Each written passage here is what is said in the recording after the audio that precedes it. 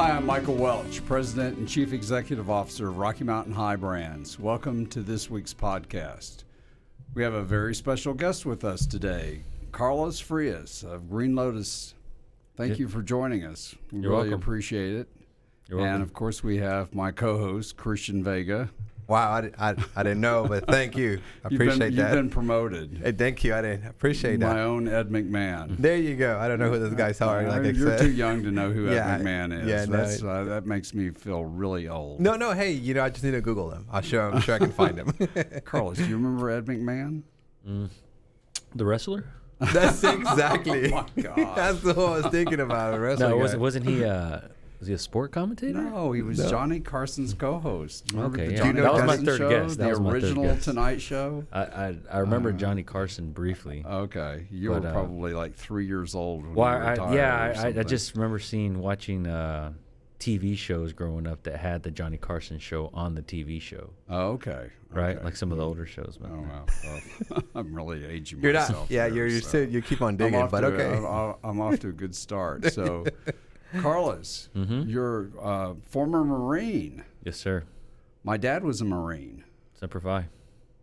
That's great. That's great. I did not participate in that activity. Yeah, So it's not for everybody. well, my dad spoke very very fondly of his memories in the Marine Corps. So Yeah, definitely some fond, some not so great memories Right. when you're in the Marine Corps. Yeah. But I think for me it was good. yeah, quite a fraternity. Yes, it is. Yeah, It is a great. fraternity. That's great. Well, thank you for your service. Oh, you're welcome.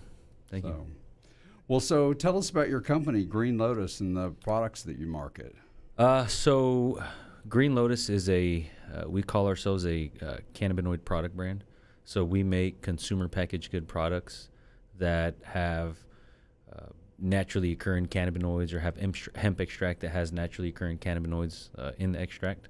So we sell a wide variety of products that we basically do a lot of the product R&D, a lot of the product concept, and then own the formula and have a facility that does basically product incubation, and then we go and we find the appropriate co-packers for those SKUs or whatnot to be able to scale out that production, and then we have a team that focuses on selling and marketing the product. So we as a product brand, we do everything from the marketing to the sales to involved with the product development.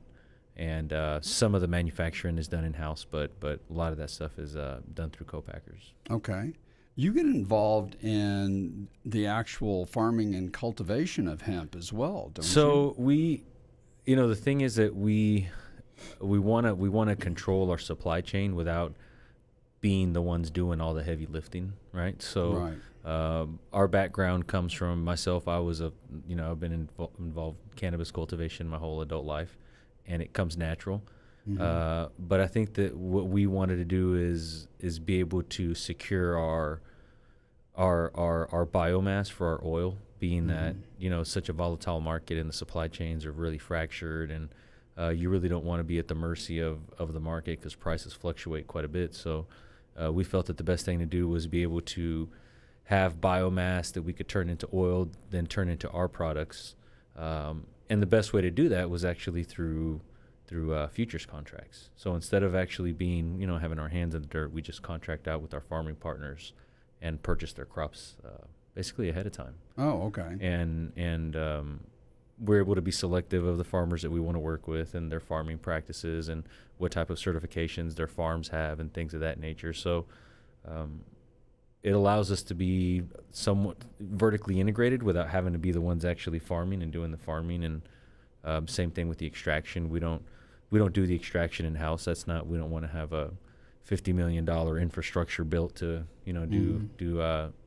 do extraction at scale. So we partner with one of the largest extraction labs in the country that takes our biomass, turns it into extract, and then we use that to make our products. So are most of those farms in Colorado, or do you? As deal of with- now, they are. Okay. As of now, we've for the last couple of years, they've all been located in Colorado. But we're kind of looking at other markets as well now. So with the hemp laws changing, in particular the 2018 Farm Bill is projected to pass before the end of the year, and over 40, or I think right now 40 states have passed favorable hemp legislation. Do you see an opportunity to get involved with farmers in other states? Oh, yeah, absolutely. I mean, other states, of course, you know, and I think that we'll never go back to being the farmers ourselves. Right. But we'll always leverage that experience to make sure that we have, you know, sound supply chains. And that starts with, it's kind of interesting because in any other market, you know, if you make aloe vera products, you don't really want to have to control the cultivation of the aloe plant to make your products, right? But when you're working with a market that's 4 or 5 years old and it's very, you know, your supply chains are very fractured, and sometimes they have products, sometimes they don't, and really a lot of them don't have scaling abilities.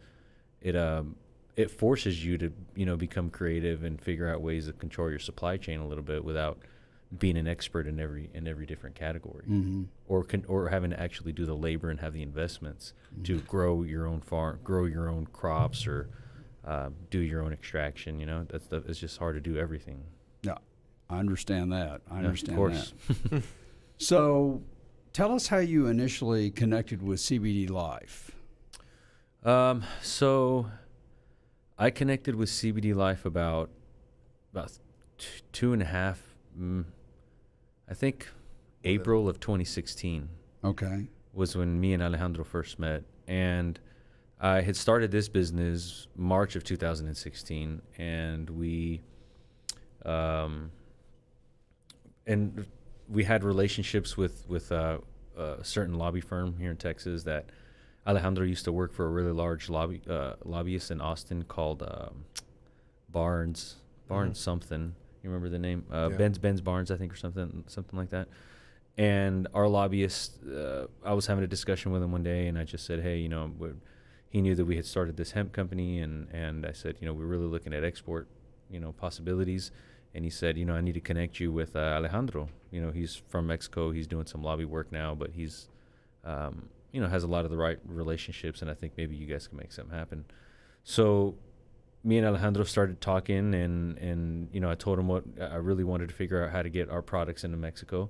I also have a cousin who's he's a politician in Mexico. So before I had even met Alejandro, when Mexico passed their cannabis legislation in 2016, I think it was in April. It was around April, but before that, they had already the bill had been introduced, and I saw that it was less than 1% THC, and I thought, you know, right away, hey, that's hemp. You know, that's hemp. So I was, you know, sniffing around other opportunities with my cousin and some other family members that, you know, had some connections, and it all just kind of aligned where when I met Alejandro, we were pretty smart on the law already and what was going on, and you know, he said that they had one of his, you know, really good friends was CBD Life, which essentially was, you know, the founders of CBD Life, who have this other distributor, right? This CP, this kind of nutraceutical consumer packaged goods distribution company. So it made a lot of sense. You know, they were looking at the category, they were following the law, we were looking at the law. You know, we were in the space, we had the ability to, you know, make products and take them to market. So it just all kind of made sense. And so for the last 2.5 years, you know, we've been working on this thing basically. I know it's been a long road. Right. So what are your expectations for your agreement with CBD Life now that COFEPRIS has issued the permits? Well, I mean, I don't see our agreement changing at all, right? I mean, I think that we continue to work on getting to the moment to where we can have products in country. I think whenever there's a new industry that's been created, that's, you know, it's been a plant that's been illicit for hundreds of years, and you have a change in administration, right? And then you're going into a country like Mexico. I mean, there's so many moving parts, right? And it's just a lot to we continue to just every day wake up and work on new challenges, you know, and sometimes we don't even know what those challenges are. They just present themselves. Oh, hey, by the way, you know, here's a requirement, right? Like, okay, it would have been nice to know about that requirement 2 years ago, but we're here now, so we have to find a solution. Right. So that's going to continue to happen probably until the new year, you know, and it just I know a lot about that because I mean, it just is what it is. You know, it's not for the anybody with a weak stomach, faint of heart. Right. Congratulations, first of all, because it's 2.5 years, right, working on this whole project. 2.5 years, yeah. And then finally, Coffee Priest announces and CBD Live and all the people that you've been working with. Yeah, I got the pleasure to join you guys a year and some after that, but. No, first of all, you know, congratulations that you guys got that. Yeah. And you guys too, right? No, yeah. We were right next. Well, yeah, all of us. Yeah, thanks to you. It was good. I mean, it's a huge milestone, but it's you know, at the same time that this has been happening, we have a company here, right? Like our Green Lotus products are here in the U.S. and they're everywhere, right? Like we have 4x growth year in and year out, top line revenue, right, from the time that we started this business. And so we've had this Mexico deal in the back that we've been working on. And now this company has really just taken off. And now it's, you know, it's just a lot of work and planning and making sure that, you know, we cover all of our bases, because there's just a lot, you know, at this point, there's a lot I don't want to say at risk, but, you know, there's a lot of skin in the game already for the last, you know, 2.5 years. And we can't, you know, we had to be prepared, you know, for what's about to happen. And it's for 2 countries. I mean, you literally had to prepare yourself for 2 countries, right? Because you're dealing with Mexico, Coffee Priest, right? And then you're dealing with the hemp laws going on over here with the FDA. Yeah. And so I know, because we dealt with that. We dealt with 2 countries. People don't understand that. Our listeners sometimes they think that it's just as simple as putting something together and sending it in for permits. It's not that simple, right? I mean, you testify to that. I mean, it's absolutely trailblazing. No, it absolutely is. I mean, it's trailblazing. So it's not gonna happen overnight. You're not gonna have instant results, right? It's gonna be a lot of being in the trenches, and like what we like to call blocking and tackling, right? Every day you gotta block and tackle more problems and more find solutions. But I mean, it's real. I mean, it's real now, right? It's real. There are permits. It's real. So it's just now continuing to get up and execute every day until we can have products in country.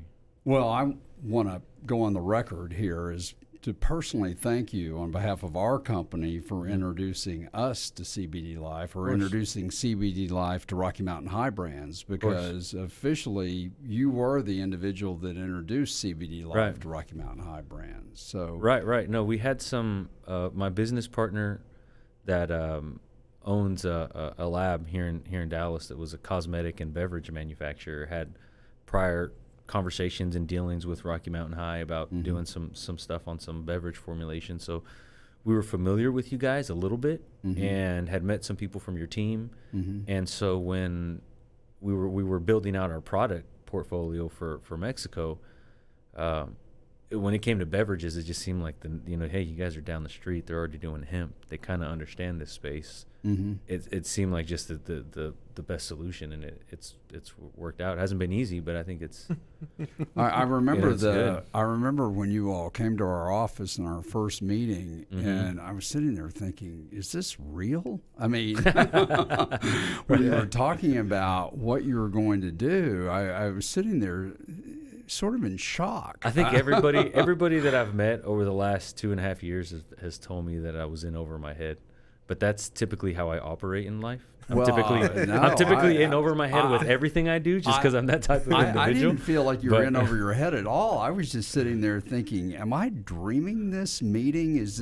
Am I going to, is the alarm clock going to go off and I'm going to wake up and I just dreamt this? No, yeah, you walked out with a sort of blank look, like, what did just happen? And I remember that, you know, being that I'm from Mexico and understood and did a small time research on these guys, right, in Mexico, I think just knowing that allowed me to kind of expressed my feelings like, hey, these guys is real, it's the real deal. But I understood where you guys coming from, because sitting there across the table, and these 3 young guys just show up and said, we have a multi-million-dollar deal that we can want to put together for the whole country, right?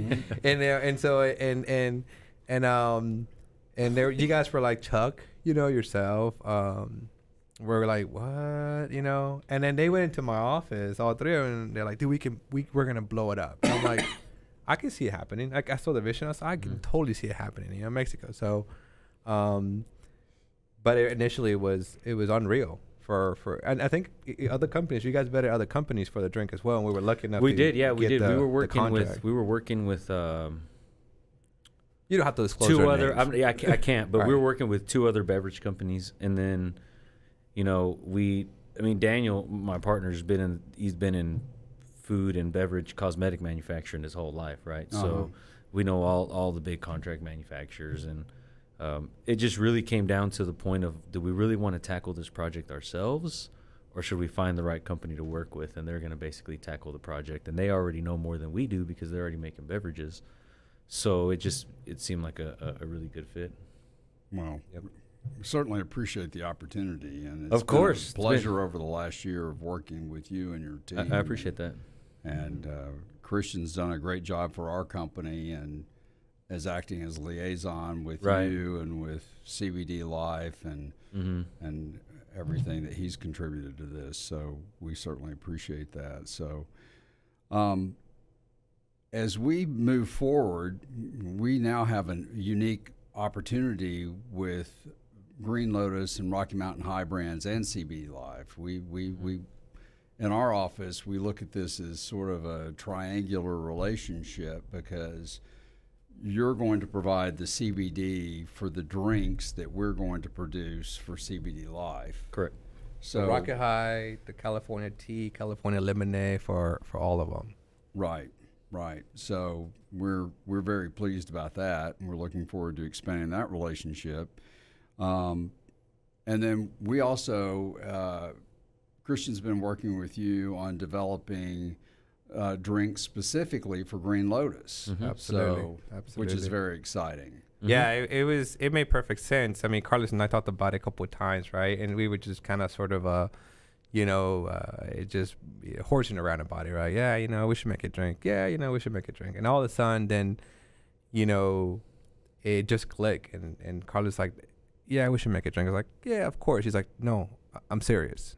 We should make a drink. And I'm like, okay, well, give me your brand. Well, I think it was more that we were just so busy doing the Rocky High. For us, we've been, like I said, not only doing this Mexico project, but scaling our, right? It's Mexico is not our only business, right? Right. Like and so many projects going on at the same time, and so much bandwidth that I think Rocket High and all the CBD Life projects were taking.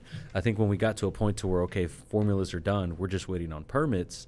We had all this R&D and time and intellectual property that had been created, right? And it's like, man, we can sell this beverage. I mean, we have, a sales team that's, out there, killing it every day. We can sell this beverage. We have 1,000 retailers across the country. We can put it in these retailers immediately. So it made a lot of sense. And Yeah. I think it's a category that's going to be huge. Really, beverages, right? Cannabis beverages, I think, are the category that I think's been explored the least amount. And and probably, Constellation Brands just invested like $4 billion, and Right. was Absolutely. it in Canopy? Was it in Canopy? Or I don't know who they did it in, but it's the beverage stuff it's happening. So And you're being extremely nice, but I got the phone call around 6 p.m., right? And he's like, no, we should do it. Bro, we're going to do this today. We're going to get on. I was like, all right, cool. And then later on, like late night, like 9 o'clock, 9:30, I get the phone call. He's like, so we're going to do this drink, right? And I'm like, absolutely, bro. I got you. We'll take care of it. No, man, we're gonna break records. We're going to go all out. And this is right after we finished Mexico's, like you said, Right. all the project. And so I remember you being really pumped about it, and I was really pumped. And I said, send me your brand ideas and your guidelines, your brand guidelines. And then we came up with some images, and I believe he was So- very satisfied with it. So So, Christian showed me the images, I think, the day he was coming over to show them to you. And Yeah. I like to pick apart Mm-hmm. like things like that. And I stood there and stared at those images. Right. And I wanted so much to say I would change this or change that. I couldn't find one thing I would change on it. I stared at it for a long time thinking, okay, I've got to come up with something. And it was like I was really impressed with the images that he came up with. Wow. Well, I really appreciate people that. he was working with. Yeah, and at the end of the day, I mean, he's a very difficult person to please. Listen, I've been working with this guy for over a year, so I'm telling you. So, I was scared just to show it to him, to be honest with you. When they saw it, and he was like, "Dude, this is great," and I'm like, "All right, he's kidding. What am I gonna change?" You know? But no, his whole team fell in love with it. Everybody loved it. And now we're in the process of it. So we got some time frames right now to do a pilot run for Green Lotus, and he's already working on putting stuff together for his sales team to how they're gonna sell this stuff. But if you're okay with it, we can show the image. Yeah. Yeah. So there it is. He loves just. It's such a clean. We're a very clean minimal image. brand. Like our Right. brand is about being minimalistic. Right. And I think there might be some change to the fruits because I think that if when my marketing team listens or hears this and sees that, they're going to say those fruits aren't part of the brand guidelines. So there might have to be some adjusting there, but Sure. we'll get it figured out. Yeah. And we're excited. I mean, we're having conversations with some of the biggest retailers in the country right now. Right? That's I mean, great. billion-dollar companies, and this is an interesting category for them, right? And I think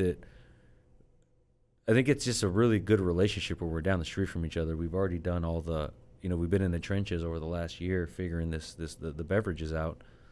Why wouldn't we use the sales team that we have right now to sell this product, right? It makes a lot of sense. So we feel like that the Mexico, and the whole movement of Mexico project that got started with us about a year ago. You've been in it for 2.5 years. Do you feel that actually helped you open some doors as far as the drinks? Do we feel like it did help us? People are knocking on the door now and saying, "Hey, if you guys are making a drink for a whole country, I'd like to see what you got going on." And well, we're a little bit different because we're not a contract manufacturer, right? So we're not looking for. We don't white label our products. The infrastructure that we've built for our products is for our supply chain is for our brand, right?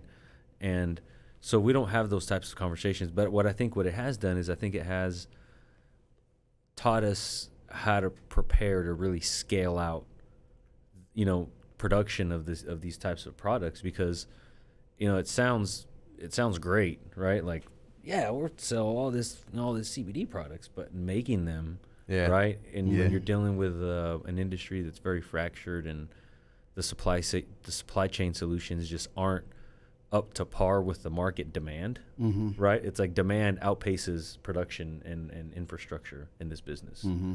And to prepare to be able to actually execute on, putting products in, 40,000 points of sale in Mexico sounds great, but that's a big undertaking. Yeah, that's a huge freaking undertaking. Right? Yeah, obviously, yeah. And so we take a lot of CBD for that. I think just to go to sleep. I think it showed us how to scale and how to prepare ourselves to scale. I think that's what it's shown us. Yeah. No, I mean, congratulations again. You guys done an amazing job, and we appreciate you guys being part of our family, pretty much. Right. We totally appreciate agree. you guys too. Yeah, thank you so much. Of course. So what do you see as the next opportunities with the laws changing and the opportunities sort of opening up and with hemp and CBD? So it's kind of interesting, I mean, I think there's two schools of thought here, right? And one school of thought is the floodgates are going to open, and there's going to start being mergers and acquisitions, and it's going to start consolidating. The space will start consolidating, and you're going to have price wars, and it's going to become brutal for shelf space, right? That's one school of thought. I think I don't think that's going to happen right away. And the other school of thought is, even when the Farm Bill passes, it's imperfect. Like the Farm Bill is not perfect, right? And there's the section in there that talks about. So what's real important when it comes to CBD is the fact that the FDA says it can't be used as an ingredient in food. Right. Right. Obviously, the industry disagrees with that and says, okay, FDA, well, that's your opinion. So this is our opinion. And that's going to get fought out in federal court at some point, I would assume. Right. But right now, that's the line in the sand is we disagree with them, and the industry is making food products in a GMP manner. And there's a market that exists. Right. But the Farm Bill doesn't address the fact that it doesn't amend the Food, Drug, and Cosmetic Act, right? And so if you don't change how you define adulterants, right, and you don't exclude or include some kind of language, I'm not an attorney, but I can read, and there needs to be a section in there that talks about hemp specifically becoming grass or becoming, being an official DSHEA ingredient. So before the Dietary Supplement Health Act. Because we're still going to, after the Farm Bill passes, it'll be like, okay, great, we can grow all this hemp, but it still can't be used in food.